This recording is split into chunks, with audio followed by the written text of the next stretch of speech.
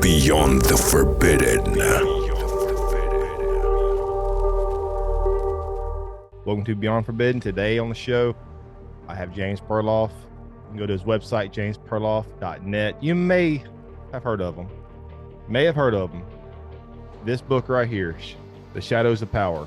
This was one of the books that was by James that was part of my awakening back in 2006, along with other books and researchers. This is truly a treat and honor, James. Welcome to Beyond Forbidden. How you doing? Well, I'm doing good. We got a brand new book out, and I was grateful that you had an opening tonight. I just usually book pretty far in advance, and so I just happened to be available for this slot. So thank you. So with your, well, right before I told you before the show, and anyways, we're going to get into your book, Exploding the Official Myths of the Lincoln Assassination. But how timely, just like I told you right before, the show, that with you writing this book, and I know you've wrote and talked about and researched about other, things also, JFK, but how timely is it with Trump? What happened Saturday is, I'm like, man, it's like, I had to ask James about that. So I guess before we get into your book, what's going on? Is it the same MO that these players always do? They like everybody knew that something like this was coming to the head. They just didn't know how or what was going to happen. Some people said it was going to be Biden first, but anyways, just give me your thoughts on, and what was your first initial reaction with Trump's assassination attempt Saturday? It's hard to have an accurate immediate impression of any of these events. I saw the blood on Trump's face, and the crease in his cheek, and it looked real enough. But then over the weekend I saw a video. I'm not familiar with this guy, but somebody mentioned his video. He's got 80,000 subscribers. Like Jim Crenshaw, he had a pretty good analysis, and he showed that as from the right angle, as Trump is talking, you can see the Secret Service guys already have their rifles pointed at this alleged shooter. And when the shots are fired that's supposed to hit Trump, you can see that the sound is coming from the recoils. You can see the Secret Service gun rifle recoiling as you hear those shots.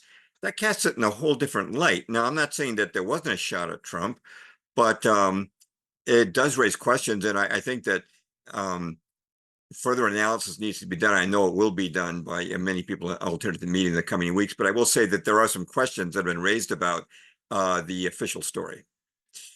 And since been looking, like I said, basically my research has started since 2006.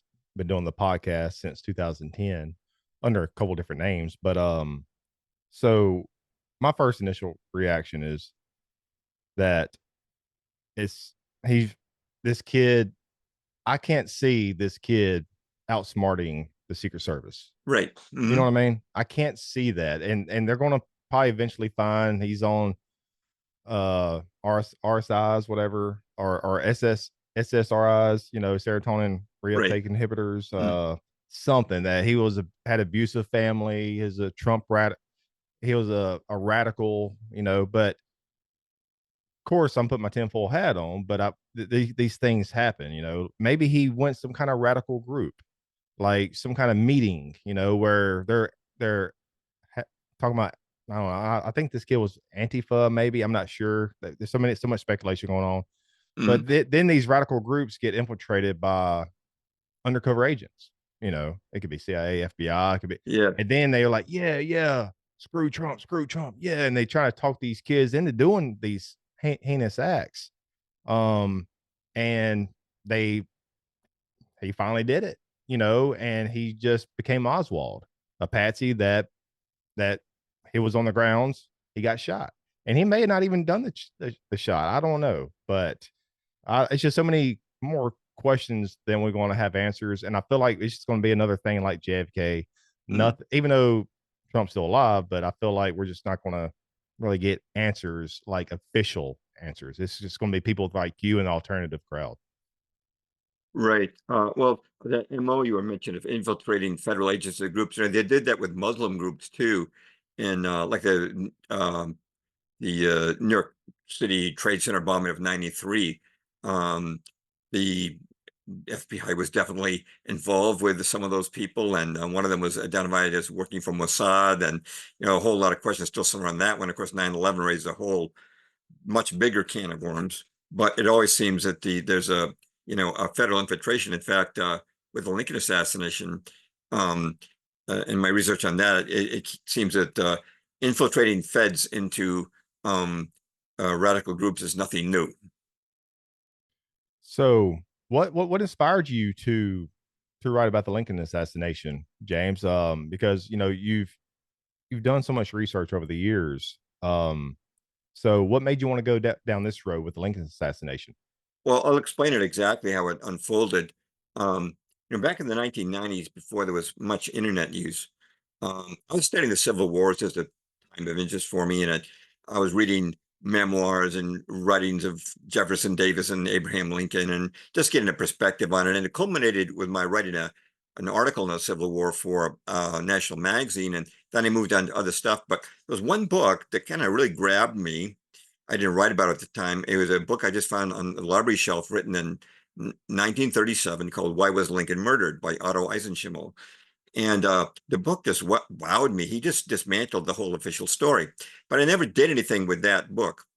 And then late January, I'd finished a blog post, and after that, must have been February, I was thinking, what should I write next about? And I said, I haven't done anything in the Civil War in a long time. And he thought, I should go reread Eisenschimmel and do something with that book. Well, not only was the book still just as impressive as it was 30 years ago, but I found Eisenschimmel had written another book in 1940, which is equally good.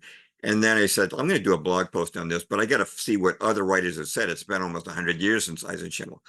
And so I watched YouTube videos, read some books, and conspiracy books and otherwise, and nothing was really grabbing my attention. And then finally, I came across a YouTube video just by chance of a guy named Don Thomas.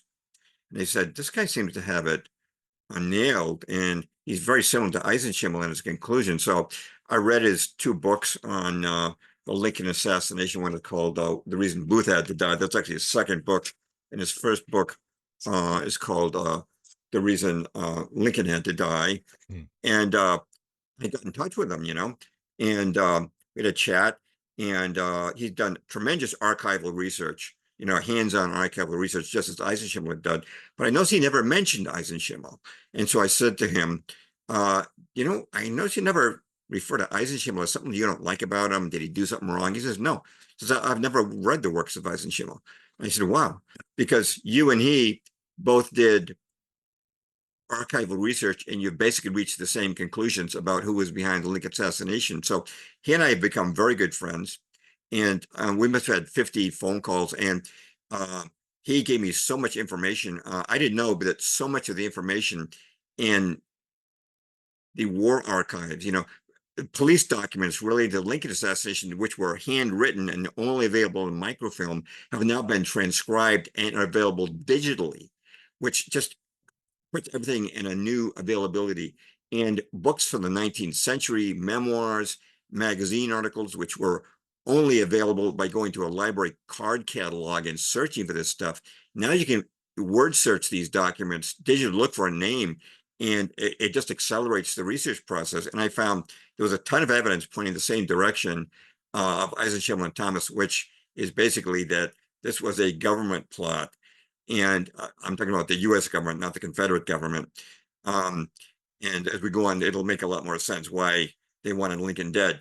But I was writing it as a blog post, but Michael, it just kept getting longer and longer. And finally, I said, people don't like to read long blog posts. They get bored with it. And this is just going to collect dust on the internet. I said, I got to make this a book. People don't want to read a book length blog post. So that's how it came about. And the more I studied and the more I talked to Don and the more information I discovered, the more it led me into some conclusions, which most people are not going to be familiar with. If you read Eisenschimmel and Thomas, those two authors, you'll be familiar with a lot of what I'm going to say, but if you haven't, a lot of this will be new to people. If you like what you see and want to watch the ad-free video version of this interview, then become a member on Patreon to get all exclusive content. Regardless of your decision, I hope you enjoy the rest of this audio-only interview. So your first chapter, the mainstream narrative, I if I had a guess, and I'm pretty sure I'm pretty accurate if I had with my guess, is that when corruption happened, rather it be some type of conspiracy or whatever, before the internet, before even I guess you could say radio, it was much easier. What I'm trying to say, much easier to try to cover this up back in back what 1860s in comparison to modern day, right? Yeah, that's because of the digital qualities. And I remember when Obama and Hillary Clinton were campaigning, people would pick up on stuff like uh, there'd be, speaking of different cities, but there'd always be some person who'd be coughing, and Hillary Clinton would say, "Oh, give that man a water bottle," and she'd be doing this in all these different cities. And the people who picked up to say, you can't hide stuff anymore with the internet. But in the old days, you could get away with tricks, political tricks like that to make yourself look good. But you're right. In the digital internet age, it's harder to hide stuff than it was.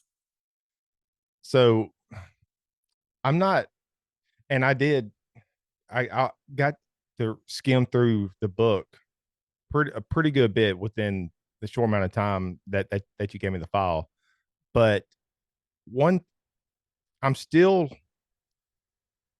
how come when it comes to conspiracies and things of that nature, it seems like people are more focused on what's happening now.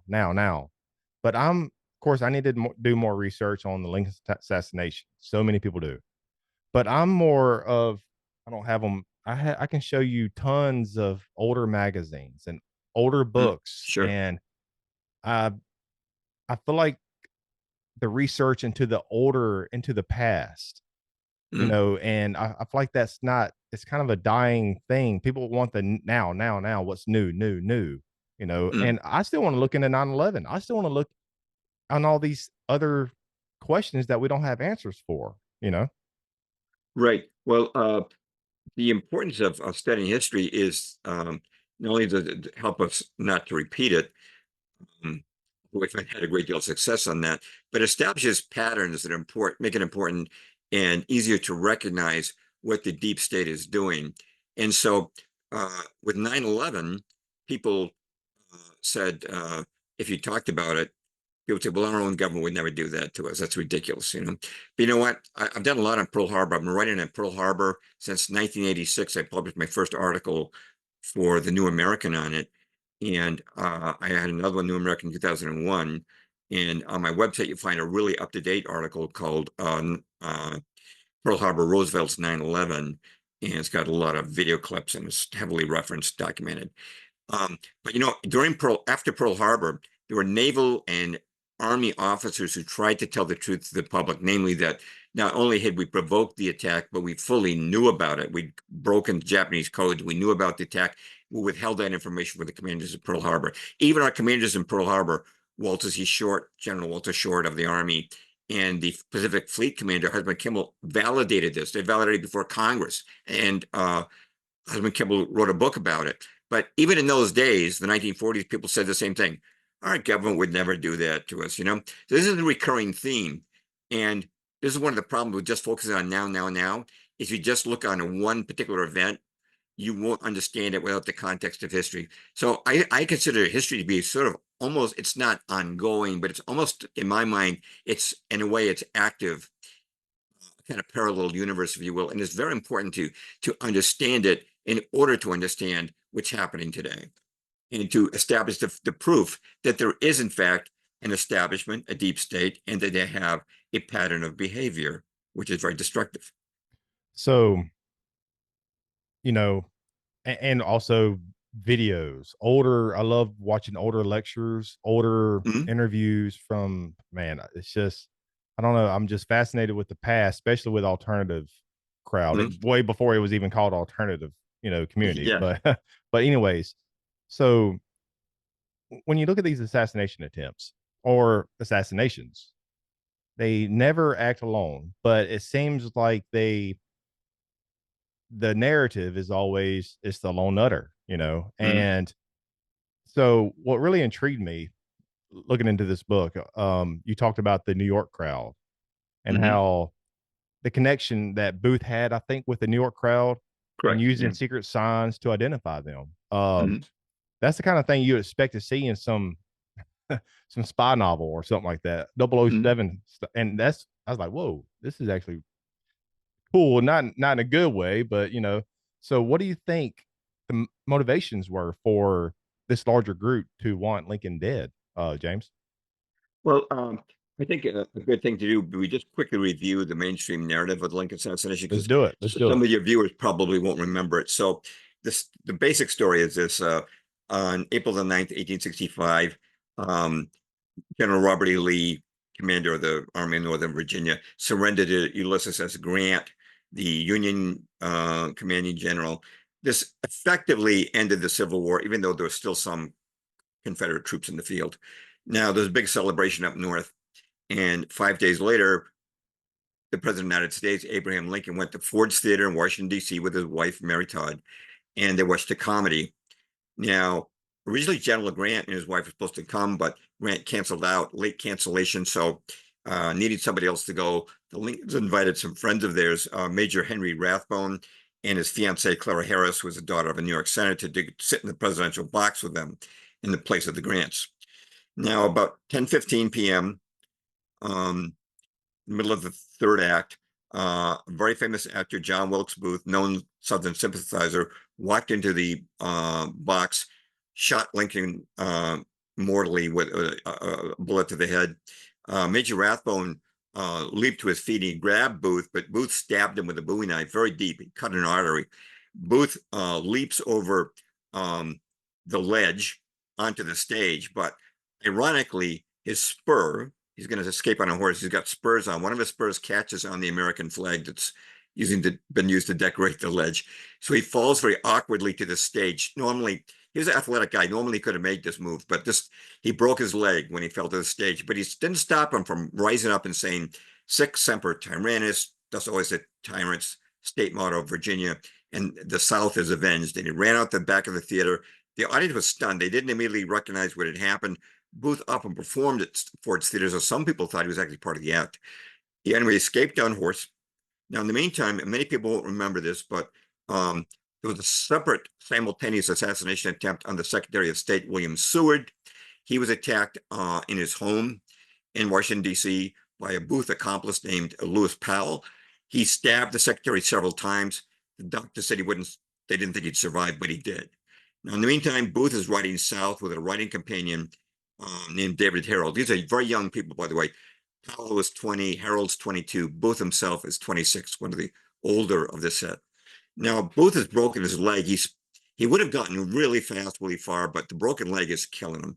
So he diverts off his course. He goes to the house of Dr. Samuel Mudd in Maryland, Southern sympathizer. Booth knows him slightly. Mudd reduces the fracture, makes a homemade cast, has a neighbor make some crutches. Booth rests there for a few hours, then resumes his journey. 12 days after the assassination, a cavalry detachment tracks Booth and Harold to a barn in Virginia. It's at night. Harold surrenders. Booth refuses to come out. They set the barn on fire. And against orders, it's supposed to bring Booth back alive for trial, but against orders, one of the soldiers shoots through an opening in the barn and mortally wounds Booth. After this, 8 alleged Booth co-conspirators are tried by a military court. All are found guilty. 4 are hanged, including Mary Surratt, the first woman ever executed by the United States. The other 4 are sentenced to prison and hard labor. Now, there's basically the story, except there's one element that's still mainstream, but I got to add it because it ties into what we're going to talk about. Booth was not originally planning to kill the president. His original plan was to kidnap President Lincoln, and he had about 7 accomplices in this plot. March the 17th, about a month before the assassination, Booth learned that President Lincoln was going to visit a place called the Soldiers' Home, and There was a deserted stretch of road between the White House and that home. And so they were waiting for the presidential carriage. They were going to grab the carriage, subdue the president, try to take him fast south. They had this whole thing mapped out and planned, and try to hold him in exchange for Confederate POWs and sort of a last gasp to help the Confederacy, whose fortunes were rapidly dwindling. Now, Lincoln canceled his travel plans. They were the whole plot fell apart. And after that, Booth suggested they try kidnapping the president at Ford's Theater. Three of his associates said that's ridiculous. It'll never work, and they dropped out of Booth's circle. Okay, that's it for the mainstream narrative. But the next thing we do is start plugging holes in it. So yeah, so let's get into it. So what are some of the similarities and or differences between the the mainstream narrative in contrast to what you and others have come across with Okay, what the actual events took place? exactly. First thing to ask is, why did General Grant cancel his appearance at Ford's Theater? They've been advertised in the papers. General Grant's going to be there. That's one reason why the Ford's Theater was so full that night. A lot of people had never seen General Grant. They'd seen Lincoln around town, but not Grant. Why did Grant cancel? Now, the reason he gave Lincoln was, well, I really want to see my family in New Jersey. And in fact, he was on a train to New Jersey at the time the president was shot. However, there was no urgency to seeing his family. There was nobody sick. No reason he couldn't have gone to Ford's Theater and taken the morning train instead of the evening train. Now, mainstream historians, their spin is this. Julia Grant, General Grant's wife, didn't get along with Mary Todd Lincoln, and she pressured her husband not to go because of that. But that doesn't really make sense. They're not being asked to socialize with the Lincolns, really. All they want to do is have them sit in the presidential box in full public view. There's not going to be a scrap or a fight between the women, in public like that. So that doesn't really make sense. The real reason Grant canceled is this. He went to the War Department and spoke to the Secretary of War, William Stanton, who is a huge figure in all of this. Stanton tells Grant, don't go to Ford's Theater. There could be real danger if you do. That is the reason he cancels out. That's a true reason. And that's recorded by David Homer Bates, who was in the War Department at the time of that meeting. Now, Stanton's attitude towards Lincoln is quite in contrast. I want to read you a quote. This is from Lincoln's bodyguard during the daytime, William Crook. The day of the assassination is what he's writing about. I was surprised when late on the afternoon of the 14th, I accompanied Mr. Lincoln on a hurried visit to the War Department. I found the president was more depressed than I'd ever seen him. His step was unusually slow. Mr. Lincoln said to me, Crook, I believe there are men who want to take my life.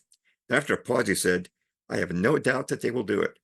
The conviction with which he spoke dismayed me. I wanted to protest, but his tone had been so calm and sure that I found myself saying instead, why do you think so, Mr. President? Other men have been assassinated, was his reply. All he could say was, I hope you're mistaken, Mr. President. End quote. Now, when Lincoln goes to the War Department, Crook stands outside. Lincoln goes in. Stanton says, you shouldn't really go to Ford's Theater tonight, but not with the same convincingness that he did with Grant. Now, Lincoln says, I want a strong bodyguard. I would like to ask your assistant, Major Eckert, to accompany me. I know how strong he is. I've seen him break iron pokers over his arm. He's the man I want. Stanton says, I'm sorry, Mr. President, but we're going to have a busy night tonight here in the War Department. I really need Major Eckert. Lincoln didn't accept it. He went directly to Major Eckert, who's in charge of the cipher desk, meaning the telegraph desk.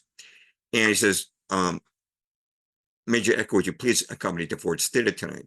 Eckert says, sorry, Mr. President, I get too big of a workload. Now, I have to point it right away.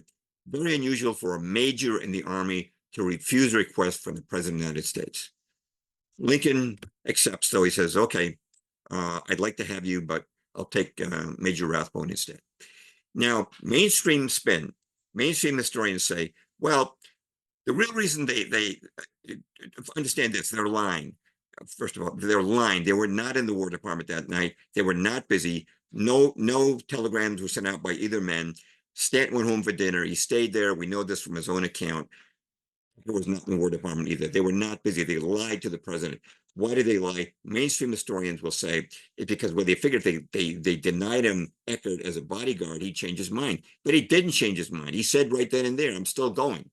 So if they really were concerned about the president, they should have said, on second thought, you can have Major Eckert after all. So they lied. Right, that's number one. So who is Lincoln's bodyguard that night?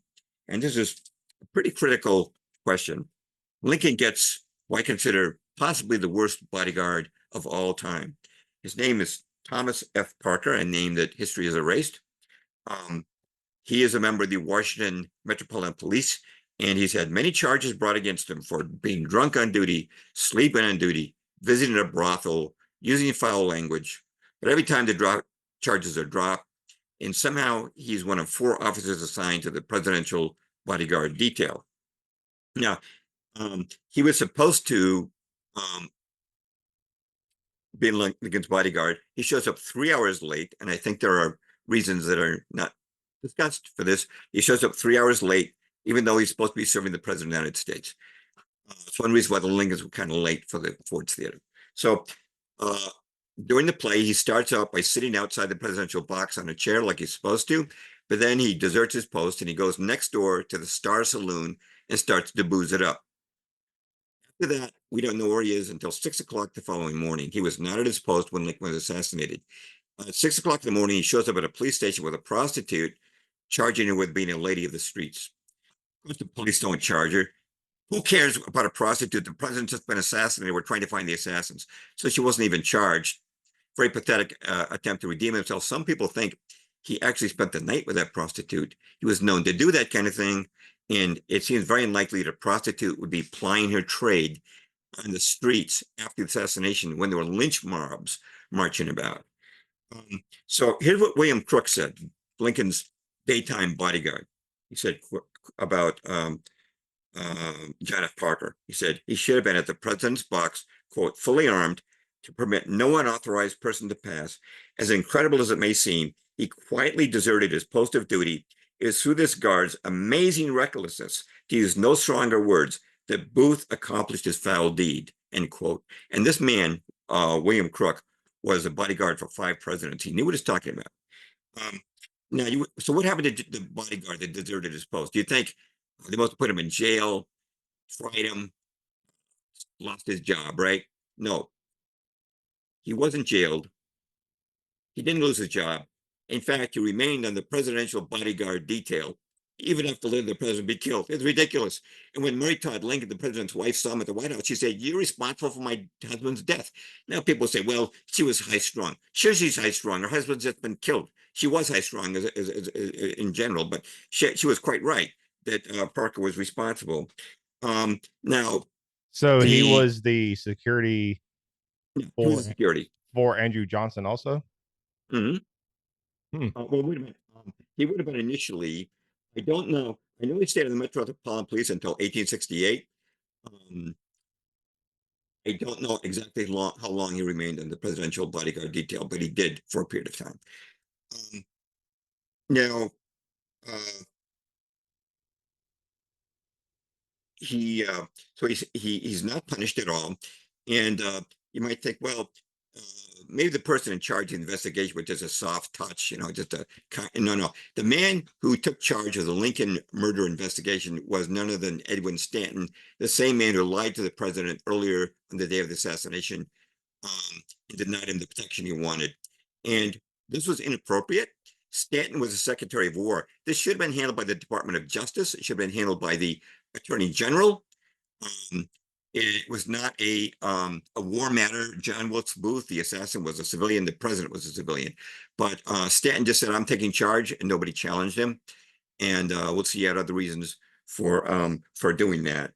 Now, I just want to contrast what happened to Parker to what happened to, and take an example of what happened to some other people. Now, there was a guy who worked at Ford's Theater named Ned Spangler. He had a couple of jobs. He was a carpenter, and he worked as a scene shifter, meaning when the curtain was down, he would help move the scenery, set the stage for the next act. All right. So what's his big crime? Because this was one of the 8 convicted that were hung or imprisoned. What's his crime? Well, John Wilkes Booth came up behind Ford's Theater with a rented horse. It was not his horse he owned. The stable owner, John Pumphrey, told Booth, "Look out, Mr. Booth, this horse is high spirited. He could break away on you." Well, Booth doesn't want that to happen. He wants that horse waiting for him when he runs out of the theater after the assassination. And so he knows Spangler, not as an accomplice. He knows Spangler because Spangler works at Ford's Theater, and Booth performs there a lot. So he has a long-standing acquaintance with Spangler based on a professional relationship. But there's zero evidence that Spangler knew he was about to kill the president, that he'd ever talked to him about the assassination. And there's zero evidence he ever met with any of Booth's known accomplices. All right, so he briefly held the horse, and but then he had to go back to the theater. Time's a wasting. Booth hasn't come back yet. So he told another employee named a kid named Joseph Burroughs. He said, "Hey, Peanut," that was his nickname, Peanut. But Mr. Booth hasn't come out. Would you hold his horse, please? I gotta get back to the theater. We gotta move that scenery. So that's the extent of his known extent of his crime. That's all that's been proven. And for that, Edwin Stanton orders him to be arrested. He's placed in solitary confinement for weeks. He's handcuffed at all times. At all times, he has shackles on his legs with just an 8-inch long chain. And canvas hood is designed by Stanton. It's placed over his head. He can't see. He can barely hear. The hood is never taken off. It has one small hole for breathing and eating. Now, the hood can't even come off, nor can the handcuffs when meals can. Are we talking about And Booth so, or Spangler? sorry, did I say Booth? I meant Spangler. Well, no, I wasn't sure. I don't think you said, but I wrote down Spangler. So the horse handler, he was hooded and jailed, and Yes. so they think he's an accomplice to Booth. They accused him of helping out with the assassination because he briefly held that horse. So he's Now, an innocent bystander who got caught up in yeah, the crossfire. he didn't know what's going on. So even for meals, he can't have the hood off. So the guards who are forbidden to speak to him, he has every prisoner has 2 guards.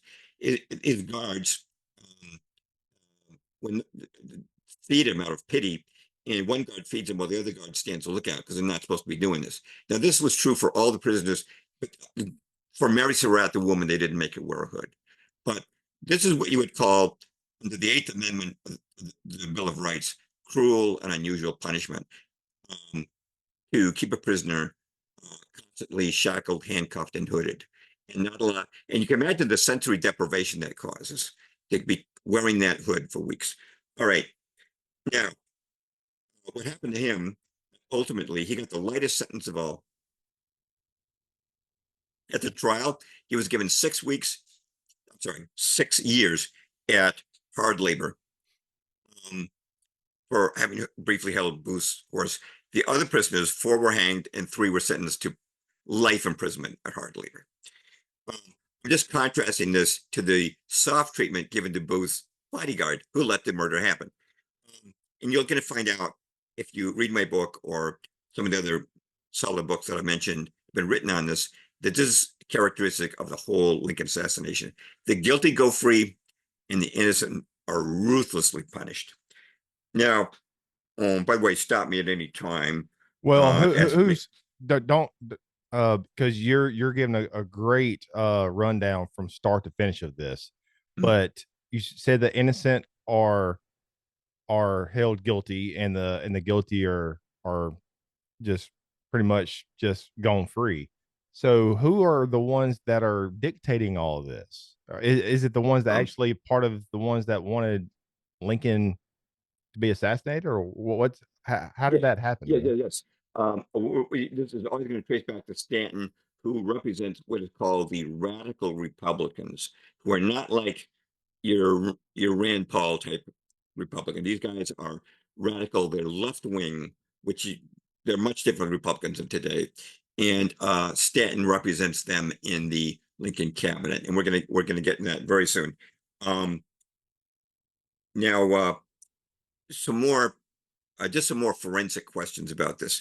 And when Booth goes into the presidential box, he's got 2 weapons. He's got a single shot Derringer, and he's got a Bowie knife. Now, how come the assassin goes to assassinate the president with 1 bullet? Why is he so sure He only needs one bullet to take out the president of the United States. If he'd encountered a competent bodyguard outside the presidential box who drew his 38 Colt revolver, which all of Lincoln's bodyguards were equipped with, he probably would have needed to use that one bullet just to take out the bodyguard. That means he's going to have to stab the president to death. That means he'd have to first stab his way past Major Rathbone, and then Lincoln's going to be on his feet. And Lincoln, 6'4", former rail splitter, is very strong. Booth is only 5'8". He's going to have a real time trying to stab Lincoln to death. This is a lousy plan unless this thing has been set up and you know that there's not going to be a bodyguard there, that the bodyguard is going to be gone. And I should mention, this is my post, that when the bodyguard, John F. Parker, went to the Star Saloon, who shows up at the Star Saloon also? But John Wilkes Booth, who takes some whiskey to brace himself for the assassination. So they're both in there, and whether or not they Booth recognized him or they spoke, we don't know. But this handgun, the Derringer, is basically just a little, it's like a muzzle loader. That's just a handgun. How I don't know how long would he have to compact the powder and put a cap on it, another slug or bullet. I don't know right, it how. would have taken a long time to reload Yeah, that thing. He yeah, would have been they would have had their arms around him if he missed with that yeah. first shot. So he had to be very certain of himself.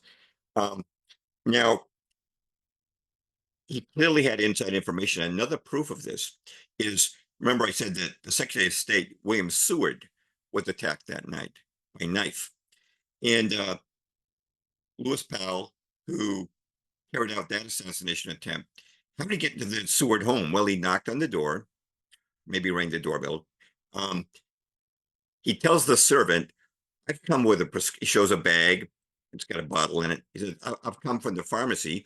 I'll get a prescription from Dr. Verity, which is the name of Seward's physician.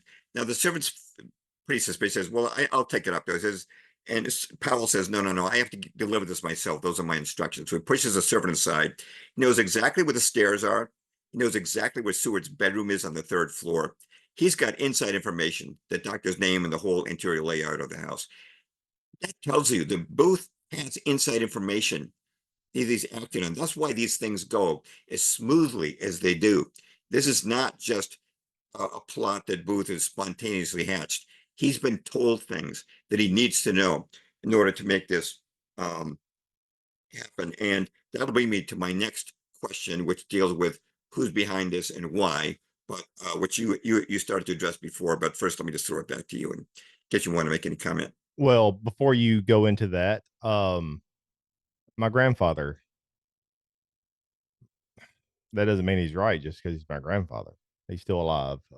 It might. But my grandfather always told me that Abraham Lincoln was not for freeing the slaves. And the reason why they took him out is because he was wanting to keep the slavery going on, or is something with that, with how, because Lincoln had his own slaves for himself. And there was a lot of people in the Union that liked having that free labor, but there was something going on with that where somebody wanted to take they people some people knew of Lincoln's true motives and then wanted to take him out because they wanted to something with the slavery. I forgot what my papa said, but I need to ask him. But his mind isn't real well. But that, anyways, have you heard anything about that? That Well, what Lincoln really his true intentions weren't really to free the slaves. Well, he kind of waffled on that slavery issue. Originally said that he wasn't going to even touch it when he was running for president. It was a constitutional matter. Actually, the Constitution, whether we like it or not, did allow for slavery, and it was something that should have been changed by constitutional amendment rather than a war. Although some people would say, well, war is justified. But even Ulysses S. Grant owned slaves, and Robert E. Lee freed his slaves before Grant did. So there was a lot of hypocrisy involved with this for sure. But there's another reason they want to take Lincoln out. And Do you think Grant had some kind of motives no, not at behind? all. I don't think Grant was involved with this at all. He's just a soldier. This is a political thing and an economic thing. Now, after the war, I'm sure you've heard of the Reconstruction period, especially coming from the South as you do. After the war, the South was subjected to brutal Reconstruction. They were actually occupied by the Union military for 12 years until 1877. They were not even allowed to vote for their own governors. They were under military dictatorship, appointed military officers appointed by the War Department, or the U.S. government. They weren't allowed to elect their own leaders, and they were stripped economically. They had already been torqued by this war. I mean, Atlanta was burned down, Savannah was burned down, Richmond was in ruins, crops had been destroyed.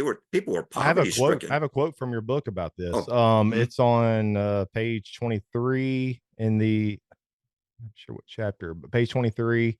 Um, following Lincoln's death, a radical Republican plan of Reconstruction was imposed on the South. It states were placed under martial law run by appointed military officials, i.e., the War Department, rather than elected governors. 200,000 federal troops occupy the South. Martial law continued until 1877. The war had destroyed the South's economy, with cities torched and crops destroyed.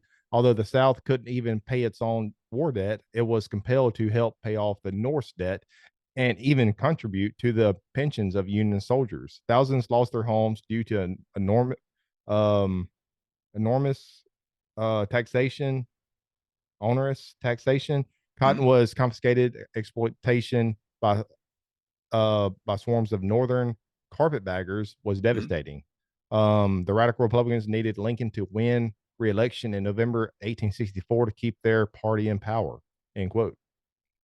Right. And if you've seen the movie Gone with the Wind, you might recall that, speaking of onerous taxation, uh,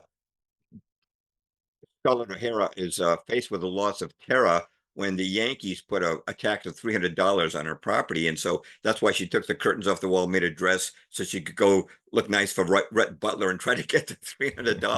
But that was very typical. Not the curtain thing, but owing money on your property, then losing your property to a carpetbagger from the North because you couldn't pay those big taxes. And there are people who wanted to exploit the South. And Lincoln stood against this. Lincoln, in his second inaugural address, 1864, or maybe that would have been 1865 by the time he's inaugurated the second time. He said, malice towards none, charity towards all. He didn't want anybody hanged. He said if some people who lost their property should be returned to them. He wanted the southern states restored to the Congress. And the radical Republicans didn't want that because they knew that the Southern Democrats would combine with the Northern Democrats and outvote them, and they'd lose their power. And so these guys and the industrialists behind them, the deep state of their day, don't want that. They want to take advantage of this situation. And Lincoln is standing in their way. And I just want to contrast something here. Down south, people weren't celebrating when Lincoln was shot. Now, they didn't like Lincoln. And it's fair to say a lot of Southerners hated him because he did act like a dictator, and he did invade the South. They used to call it the Northern War of invasion, or Northern aggression. yeah, The War of yeah, Northern Aggression is what we yeah, call it down there. yeah. Like I need a Southerner to correct me on some of these. Um, well, um, Robert E. Lee condemned the assassination, and Jefferson Davis said it will be disastrous for our people. The Virginia newspaper said Booth was a scoundrel. And back in the 90s, I read this diary. It's called The Confederate Girl's Diary, written in New Orleans by a girl named Sarah Morgan Dawson. It was 440 pages long, but the last words in that diary, I went back to check it, were, quote, our Confederacy has gone with one crash, the report of the pistol fired at Lincoln. Because people down south knew what this meant. It meant that Lincoln's plan of friendly reconciliation would end. Not only that, they would be blamed for the assassination, which they were. And so they're going to be treated brutally from now on. People south didn't want Lincoln dead, but people up north did. And I'm going to quote, and this quote is in my book. This is our radical Republican Congressman George Julian in his diary describing a caucus of radical Republicans that took place on April the 15th. Lincoln died that morning at 7:22 a.m. His body isn't probably even fully cold yet when they're holding this caucus. And here's what Congressman Julian said, quote, "I like the radicalism of the members of this caucus, but have not for a long time heard so much profanity. Became disgusting. Their hostility towards Lincoln's policy of conciliation and contempt for his weakness were undisguised, and the universal feeling among radical men here is his death is a godsend." It really seems so, for among the last acts of his official life was an invitation to some of the chief rebel conspirators to meet in Richmond and confer with us on the subject of peace. End quote. These guys didn't want to talk. They just wanted to treat the South as a conquered nation. But there's a lot more to talk about the Lincoln assassination. And then you go on to say after that quote, which is in chapter 2, I believe, you go on to say, quote, Lincoln's murder brought no outburst of rejoicing in the South. General Robert E. Lee condemned it. Confederate President Jefferson Davis said, quote, "It will be disastrous for our people," end quote. Virginia newspapers called Booth a scoundrel. Sarah Morgan Dawson, a Confederate girl's diary, closed with these words, quote, "Our Confederacy has gone with one crash. The report of the pistol fired at Lincoln," end quote. Exactly. So you can see exactly how people felt about this North and South. The South does not want Lincoln dead. The radical Republicans are calling it a godsend, in the words of radical Congressman George Julian. But let's talk a little bit about some of the other anomalies regarding this assassination. For example, the telegraph wires went down shortly after the assassination. Quoting the May 2nd New York World, quote, "Within 15 minutes after the murder, the wires were severed entirely around the city, excepting only a secret wire for government use." Now, who's in charge of the telegraph wires? Thomas Eckert, the same guy who lied to Lincoln and said he couldn't be his bodyguard that night. And some people wonder, including myself, maybe Stanton was telling the truth when he said, "I've got work for Major Eckert to do tonight." Maybe it has something to do with those telegraph wires. Now, of course, the mainstream historians will call it a coincidence, just like they call many things a coincidence. Maybe it was.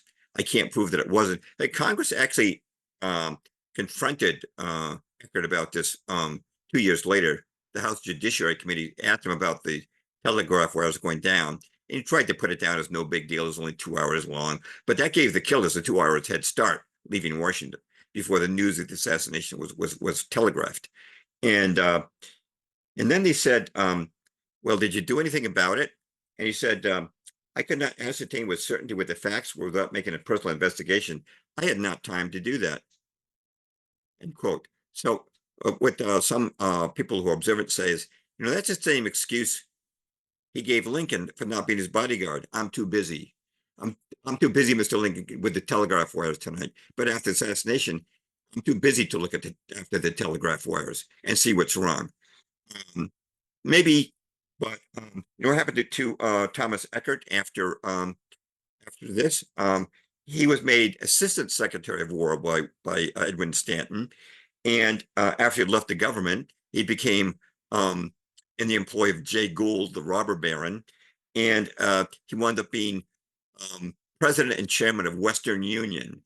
Now, Western Union, the telegraph was the most advanced form of communication in the world at that time. No telephones yet, of course, no email, but telegraphs would enable you to communicate almost instantly with somebody halfway across the country, if you had telegraph wires connecting to them. So this was a very powerful position. You don't get to be president of Western Union unless very powerful people are supporting you. I think that's a political reality we can acknowledge. Mm-hmm. Now, let's talk also about Booth's escape from Washington. This is pretty interesting. Booth has to get out of Washington, D.C. because everybody knows he's killed the president. He's done it in front of over 1,500 witnesses. He's very recognizable. Everybody's saying John Wilkes Booth has killed the president. He's got to get out of Washington fast. Now, a lot of people don't know this, but there was a curfew in Washington. Booth has to get over the bridges, one of the bridges leading into southern Maryland from Washington. And there's a curfew in effect. This curfew had been in effect for almost 2.5 years. And here's the law, the military rule. from January of 1863, quote, "No person except general officers will be passed over any of the several crossings between the hours of 9 p.m. and daylight without a countersign, meaning a password, and a pass." So how is Booth so sure he's going to be able to cross that bridge? Now, because Booth was killed and his riding companion, who also crossed the bridge, David Harrow, were both killed, executed. The only person's version of what happened at that bridge is Sergeant Silas Cobb, who was in charge of the bridge that night. Cobb said that Booth came riding up at about 10:25. That's about 10 minutes after assassination. And Cobb said, "Sorry, sir, nobody's allowed to pass after 9 o'clock." And Booth said, "Well, I didn't know it's a rule like that." And Cobb says, "What are you doing out so late?" And Booth says, "Well, I live in Maryland, but, I wanted to wait for the moon to come up so I could see the roads better. So Cobb says, "Okay, you can go." Then Booth's writing partner, David Harold, who he needs, because Harold knows the roads of Maryland very well, comes riding up to the bridge. This is called the Navy Yard Bridge in Washington. And Cobb says, "Sorry, kid, nobody can cross after 9 o'clock." And Harold says, "Well, I didn't know it's a rule like that." And Cobb says, "What are you doing out so late?" And so Harold says, "Well, I had a tryst with a young lady, you know how it is, but I really get home to Maryland." So Cobb says, "Okay, you can go." I should mention, by the way, Booth absolutely knew about this curfew rule. He was often living in Washington. There's no way he was there for 2.5 years and didn't know that Washington had a 9 o'clock curfew. Um, you can't just say he was going to smooth talk his way. Something was done to guarantee his crossing that bridge. Either he had a pass and he knew the countersign, or Cobb had been tipped off. You got to let two men cross tonight. I don't know what the truth is, but another thing that tends to corroborate this: Cobb was not punished. He just let the president's murderers escape Washington in violation of standing military orders. You'd think he'd be court-martialed, his sergeant's stripes would be torn off his shoulders. Nothing like that happened. He's not punished in the least, just like John F. Parker, the president's bodyguard. Was Booth with when he was trying to flee Washington D.C.? Was he with Harold and Surratt? Rat was 300 miles away in Elmira, New York, at the time of the assassination. He hadn't spoken to Booth in a long time. And Booth had it was $100,000 reward, I believe. 50,000 at least initially. 50,000 for Booth and 25 for for Surratt each, and 25 for David Harold. Yeah, exactly. And there were other rewards that were eventually offered as well. which is roughly altogether about 5 million today. Yeah, that would be correct, with the Federal Reserve inflating our Yep. money all the time, and blaming it on other things besides themselves. So let's talk a little about the pursuit of John Wilkes Booth. Eisenhower, in this magnificent book published in 1937, before there was an internet to do any research on, he wrote this: "Only one hole was left on the network that Stanton spun around the nation's capital. This was the road that pointed straight south from Washington to Port Tobacco. It was the road Booth was most likely to use, for it led towards the Confederacy, the only place where the assassin could hope to find protection. And all the wires sent out from the War Department during the night of April 14th, this is after the telegraphs are restored, this route was not mentioned once. No precautions were taken to guard it. The only road that Stanton failed to borrow was the one by which Booth escaped from Washington, and there never should have been the slightest doubt that he would use it," end quote. Now, let me just elaborate why Stanton should have known that Booth was going to take this road. The War Department knows all about Booth's kidnapping plot. The date's from March of 1865. They know through federal agents feds who have penetrated, just like they penetrated January the 6th, they penetrated Booth's circle. They had a guy, for example, named Louis Weichman, who actually was the roommate of John Surratt, and said he wanted to join the kidnap plot. He was milking him for information if he could get it. All that same time, he's working in the War Department. His supervisor in the War Department is named Daniel Captain Gleason. Gleason's passing this information up to his superiors, who, according to Gleason, are giving it to Stanton, even though Stanton kept no record of it. That's what Gleason said in his own memoirs. Now, on the night of assassination, Captain Gleason went to the War Department. He said, "I know where these guys are headed. They're going to use the same plan for their kidnapping. They're going to use that same road. They're going to pick up weapons in Maryland and go straight south. give me a squad of men and I'll go right after him. But the War Department said, no, you'll be more of use to us here in Washington, Captain Gleason. Just stay where you are. So here again, we have a case where everything's being made very easy for John Wilkes Booth. Things that could have been done to stop him are not done until this assassination. And we can go into why they changed their mind from letting him escape to killing him. It had to do with his being terribly slowed down by that broken leg. Excuse me just a moment. We're talking about the non-punishment of the bodyguard and the sergeant at the bridge. It's another case of non-punishment. And I should mention that Stanton is in charge of everything in the murder investigation, was a ruthless man during the war as Secretary of War. Abraham Lincoln would sometimes sign reprieves for people who had been soldiers who'd been sentenced to death, fallen asleep on guard duty and things like that, appeals from their family. Stanton would just rip them up. His countless death warrants were signed by Stanton, so he's not an amiable guy. He's even if you just look at his picture, try to find a picture with a smile on his face. It doesn't happen.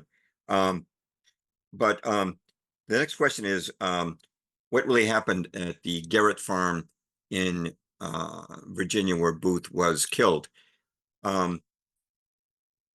The fact is that there were thousands of detectives and soldiers in Virginia. Colonel James O'Beirne, who ended up getting a Congressional Medal of Honor for chivalry during the Civil War, I should say courage, was close to capturing Booth, but Stanton told him to stay where he was. And in my book, you'll read some sarcastic remarks by O'Beirne about the honorable Secretary of War. Now, Stanton, instead of sending troops who were nearby to get Booth, he organized a special detachment in Washington, D.C., commanded by trusted associates. The regular commander is a Lieutenant Edward Doherty, but he also attached two other men who were no longer in active service. One was the cousin of Lafayette Baker. Lafayette Baker was the head of the Secret Service, which had just been begun. It was at that time not a presidential bodyguard group. It was a private spy service run by Stanton. And also attached to it was Lieutenant Colonel Everton Conger, who was also part of Lafayette Baker's spy service. And because even though it was no longer on active duty, Conger had the highest rank, he was technically in charge of the detachment. So they come down to the farm where Booth is hiding in a tobacco barn. Again, Harold surrendered, but Booth would not come out. They set it on fire. And then a soldier named Boston Corbett fired through the opening in the tobacco barn used for drying tobacco, so it had slats in it, and mortally wounded Booth. At least Corbett said he did, but nobody ever confirmed that. Nobody actually saw in that cavalry detachment Corbett fire that shot. It was just on his own say so. Now, bear in mind, these guys had strict orders to bring Booth back alive. That's what they're supposed to do, so it could be tried. Imagine the information this guy had. But let me just tell you what Luther Baker said for the House Judiciary Committee 2 years later. He expected to be called to testify at the trial of the conspirators. He was not, to his surprise. But here's what he told the Congress, quote, "I suppose at the time that Conger shot him," meaning the commander of the detachment. And I said, "What on earth did you shoot him for?" Meaning we're talking about Booth. Said he, "I did not shoot him. Then the idea flashed in my mind that if he did, it better not be known." And that's a direct quote. And you find that in my book from the House Judiciary Committee hearings. And by the way, in 1965, Centennial was put out by Civil War Times Magazine, and they pointed out that it was a pistol shot that killed Booth. Everybody said it was a pistol shot, and the autopsy confirmed that. But according to Civil War Times, Boston Corbett, who supposedly shot Booth, didn't carry a pistol like the other enlisted men. He carried carbines. Only the officers had pistols. So that tends to corroborate what Luther Baker said. Now, so what happens to Boston Corbett? He's supposed to be court-martialed for disobeying orders. But guess what happens when he returns to Washington? Stanton just sets him free. Here's this quote from Stanton. The rebel, meaning Booth, the rebel is dead. The patriot lives. He saved us continued excitement, delay, and expense. The patriot is released. End quote. So there's no court martial, which means there'll be no investigation of what really happened at the Garrett farm. If there had been a court martial, there would have been a prosecution, a defense, witnesses called from the detachment, the weapon that killed Booth would have been produced. All kinds of questions would have been asked that never happened because Stanton canceled it, just like he canceled out the rest of history. There's, let's see, I guess we've got about 15, 20 minutes left. Yeah. A couple of major points to make. The 8 people who were tried as Booth's accomplices were all denied their constitutional rights to a trial by jury. Instead, they were treated like it was a court martial because Stanton said, well, this is an act of war, which it wasn't. In a military commission, it's quite a contrast to a trial by jury. A trial by jury, you need a unanimous verdict. But in a military commission, all you need is a unanimous verdict, and 6 out of 9 votes is enough for the death penalty.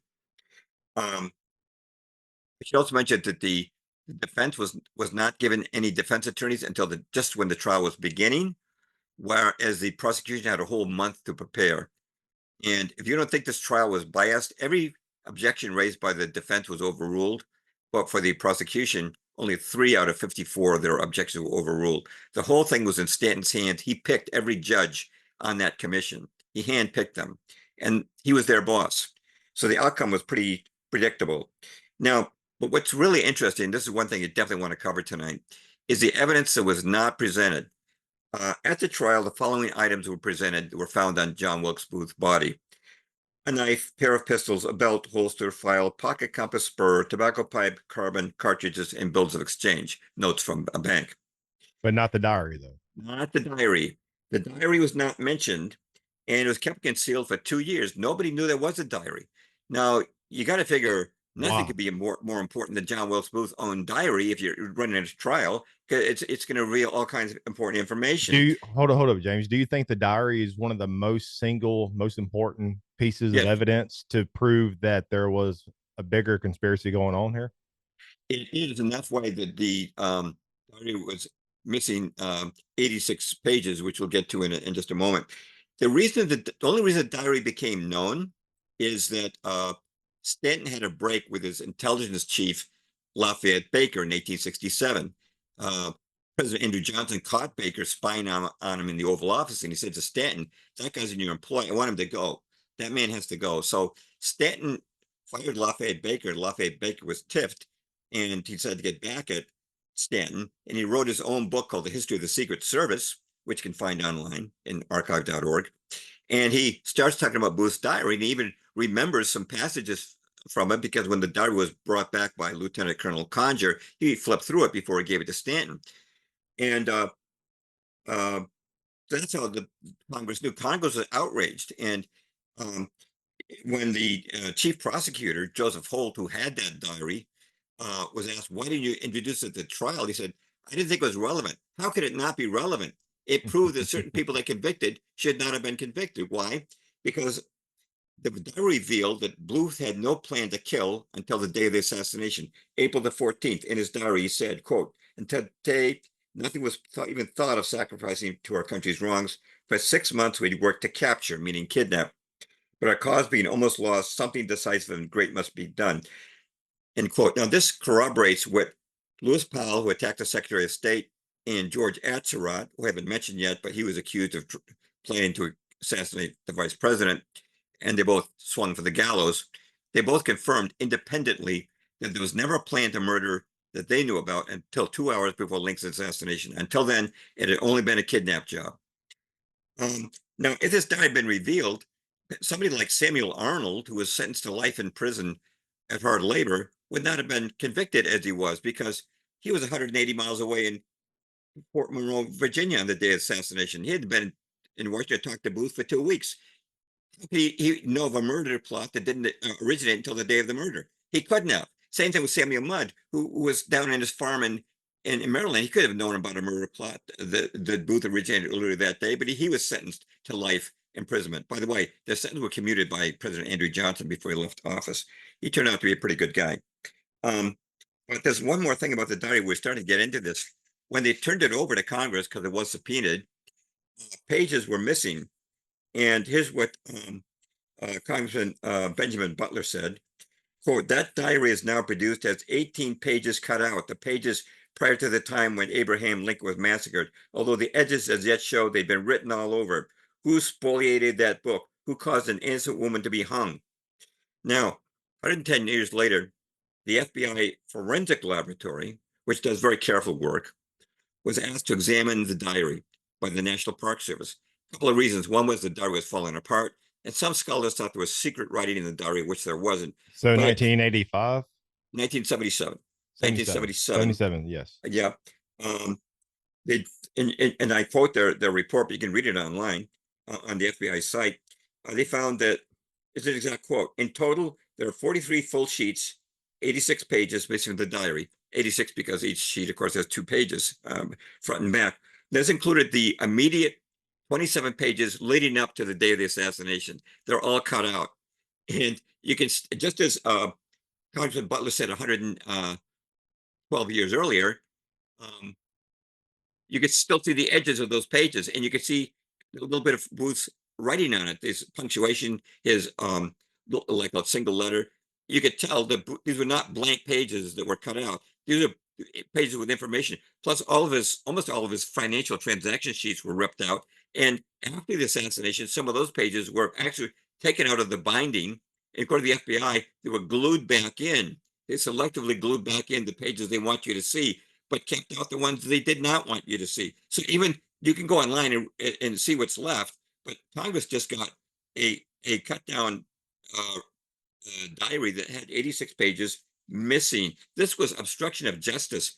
Dude, to deny the diary's existence for 2 years, and then when Congress wants it, you cut out 86 pages.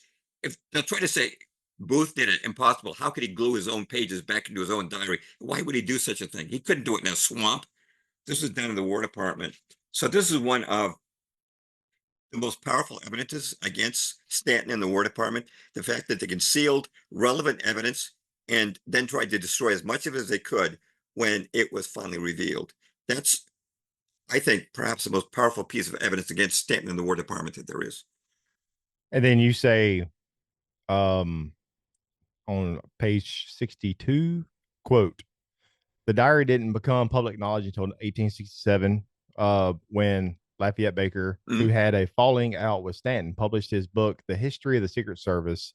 The book made references to the diary, causing a public sensation and an inquiry by the House Judiciary Committee, which found 18 pages of the diary missing.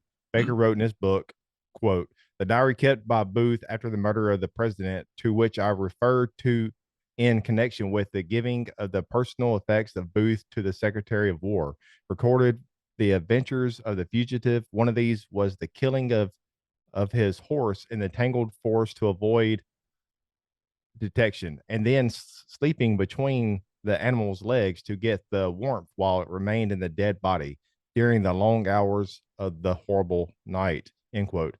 And while I was, taking a few notes with in preparation for this interview, James, Baker, he's kind of a big character here. Because I also saw where you talked about, see if I don't know if I don't know what I did with it. But Baker, he had some strange and some kind of a lot of controversy surrounding his death in 1868. So A little over 40 years old, and his doctors had signs of arsenic poisoning, but the doctor said he couldn't see how he could have been poisoned with arsenic. So do you think he was he taken wrote out? meningitis on the, but it didn't paint across Edwin Stanton. That was for sure. He was the most feared man, and probably a psychotic, quite frankly. But yeah, Baker didn't last long after he ticked off Stanton by revealing the diary. That didn't prove that Stanton killed him, but it is somewhat suspicious that he died so young and so quickly after this happened. It just seems like Baker knew more than I guess they was afraid for him to get out more information, I guess, because Mhm. he Yeah. wrote that book. Right. Well, So he had that break with state, unlike Thomas Eckert, who became the head of Western Union. He had a break with Stanton. He was now on his own, and so he was becoming independent, and that was something that, of course, Stanton did not like. so with There's a great deal more of this to it. Again, I know we're kind of we still have 10 minutes left, I guess. But again, my book is Exploding the Official Myths of the Lincoln Assassination. It's on Amazon. It's been out for just about a week now. A book that originally was going to be a blog post, but it just got to be too big for its it's a britches. lot in And here, so, yeah, James. It's a yeah, yeah. lot, man. Well, You did a hell of a job with the research in this. Man, mhm. I'm going to read it again. Which I haven't finished it, but I kind of skimmed through, I would say 75%, but I'm going to start from start to finish because it's just so many intertangled webs in this thing, you Mhm. know. It's more than I thought there were. I knew, that the diary, I always knew that the diary was a big piece of evidence, and there's some other players, but never really seen it broke down like this. You did a really good job on this. Well, thanks. You know, the ideas I'm talking about, actually, um, mainstream historians poo-poo this now as tinfoil hat conspiracy stuff when you talk about it. The fact of the matter is that what I'm talking about was very mainstream years ago. For example, Otto Eisenschimmel's book, Why Was Lincoln Murdered? That was a selection of the Book of the Month Club. Now, today they call this book ridiculous and bizarre. This guy, he's a first-class researcher, man. He even went to the archives of the Metropolitan Washington Police, the archives of the War Department. He studied what was on microfilm. He talked to Luther Baker's son, got his recollections. He found stuff that, remote, when Lewis Powell, who attempted to assassinate the Secretary of State, he made his, remarks to uh, the pastor who went to his cell the night before he was hung. And many years later, his son, um, his son, the son of the pastor, published an article in the newspaper. Well, Don Thomas came across that.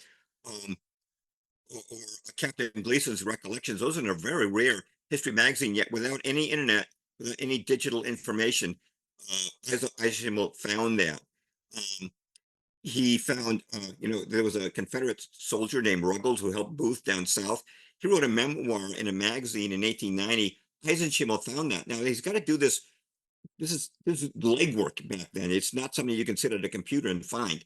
So this guy was an amazing historian. He was respected. Now, get this. I mentioned this in the book. In 1971, February the 12th, Lincoln's birthday, NBC television had a special on Lincoln's death, and it asked the same questions as Aisha Schimmel asked. Why did the bodyguard desert his post? Why did the telegraph wires go down? Why did Stanton not guard that road? Why did the diary go missing? And why were pages removed? It asked the same questions you and I are talking about now. So in 1971, what you were talking about was actually so mainstream that millions of people saw it on NBC television. That documentary was made by Wolper Productions, which is a very big production outfit back then. You might have heard of the series called Roots. They did that, and Mm. North and South, and other big. They made 200 big productions, and this was a very classy production they did on the Lincoln assassination. They actually recreate the assassination and the killing of Booth, and they have everybody in their 19th century costumes. It's very expensive production, and this was considered what you and I are talking about was considered very respectable discussion. These are talking points the average person would have had, or an average person would have had 50 years ago. But since then, it's been buried, just like they bury the Confederate flag and the Confederate statues. They want to wipe out history. And so all we're doing right now is taking history that at one time was pretty well known, and we're just bringing it back to life. And it's something that I realize this generation is missing this history and these questions that were posed about our government. And it's one more example of how our government has does not always have the good intentions that some people still seem to believe that it has, because we have elections. So we put these people in power, and so we're really the rulers of this nation as voters, and so if they do something wrong, well, we're to blame. But no, we've had a deep state for a long time in this country, and there was a deep state certainly at the time of the Lincoln assassination. So we're about to end the discussion here in just a minute, but man, there's so many things, so many. This book is only what, a couple hundred pages, but it's loaded though. It's It's very loaded. 153 pages. It's an easy read. You know what? I don't like big books myself. You know, like, Yeah. you give me a 400 or 500 page book, I might not read it. But so I tried to make it concise and hit the central points that people need to know about. I want it to be readable, concise, but to get across the information that excellent researchers like Don Thomas and Adi Schimmel have uncovered over the years. Especially now, I had a great advantage in that I was able to find digital, documents from the 19th century that are now in digital format that you can word search through, and that accelerated my project from would have been this would in 1937 this would have taken me maybe 3 years to write, but it only took me about 5 to 6 months because of the acceleration of information on the internet. So I need to ask you this before we end it here in just a Mhm. minute. With your Shadows of Power book, because you mentioned the deep state, and the control of history, you know, whitewashing, getting rid of our past, and so with the Shadows of Power, do you think the Council on Foreign Relations still had the power and influence as they did during the time of you writing? Uh, Do your they still have that power? Yes, Is that what you're asking? Well, yes, I think they have power, but I don't pay a lot of attention to them because I didn't know about the World Economic Forum until their role in COVID. Right, you better strike that word if you put this on YouTube. I didn't know about the World Economic Forum. I think the World Economic Forum is a council on foreign relations on steroids. They are the global council on foreign relations. They, just as the Council on Foreign Relations would put cabinet members into U.S. presidential administrations. You have Klaus Schwab bragging that he's put in more than half the cabinet members of Justin Trudeau and the Argentine cabinet and other cabinets around the world. They're the ones I'm more focused and worried about now, the global deep state, you might say, as we're moving more and more toward the global government. well, man. Well, one last question before we wind it up. What do you see with all your years of research? What is your gut? What do you foresee? If you had to predict what's coming next. What's coming next with the United States, with the election, with Um, Trump, with whatever. Because I know you've been researching this corruption for a long time. So, what do you foresee down the road for us?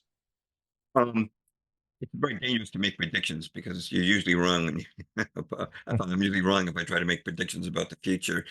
Um, What I does have a your gut feeling tell you? What does your gut my tell you? gut tells me that Trump will get elected, but the deep state has a way of going back and forth between conservatives and liberals for their own purposes. So Joe Biden, I think, has run his course as far as bringing illegal immigrants and pushing transgender things like that. But I'm just gonna trying to put the blame on him, but Pastor Chuck Baldwin made an excellent point. He said that if Hillary Clinton had been president during the period I don't want to mention the name of, Yeah. nobody would have locked down. Nobody would have closed the church. Evangelical pastors would have raised their fists and said, "No, Hillary Clinton, we're not locking down for you." But because Trump was president, they're willing to do that. Now, I have a feeling that Trump will be elected, and that Bill Gates has something like the bird flu around the corner for us, and that a lot of people who would not shut down will shut down if Trump says it's okay to do it. Um, that's that's my gut feeling. And again, that's the future, and I don't know what's going to happen. There are all kinds of, like you talked about, the people could be assassination attempts could be made again. Um, it could be harder after the last one. Mhm. Um, uh, they may find some excuse to cancel the elections. Um, who knows? I mean, certainly they like having Biden in there, but do we have time for me to make a one comparison? Okay, Go ahead. when Richard Nixon went to China in 1972, led by Henry Kissinger, and that began the beginning of American investment in communist China, even though they just killed millions of people doing what they call the Cultural Revolution. Former President Lyndon Baines Johnson blew his top. He said, if I or any Democrat went to China, we'd be called communist traitors because Nixon's perceived as a conservative Republican, he can get away with it. There's certain things you can get away with under a conservative Republican that you can't get away with under a liberal Democrat like Joe Biden. That's kind of my overall feeling. Let me say this, I don't have good feelings about America's future. So America's future is something that I keep in my prayers all the time, because uh, if you're familiar with biblical predictions in the book of Revelation, you can see that we're really headed towards, I always like to say the Antichrist, according to the book of Revelation, is going to govern the world. Well, to govern the world, you got to have a world government. And that's what the Council of Foreign Relations is about. That's what the League of Nations, the UN, were about. And that's what the global World Health Organization treaty is about. And that's what the World Economic Forum is about. They're preparing the way. And everything they do is bad and against Christian traditional values. You can see where we're headed, and it's in the wrong direction. And it's only through broadcasts like yours that the truth gets known, because the mainstream isn't going to tell it. Well, James, thank you very much. This was a treat, honor, and privilege. I salute you, my friend. I mean it. I've been wanting to get you on for a very long time, and I'm glad we connected. But yes, everybody can go to jamesperloff.net and just buy his books off Amazon, and the links will be in the description. Thank you very much for coming on the show, James. Well, thank you very much, Michael. It's been a pleasure talking to you. Great conversation. Really appreciate it.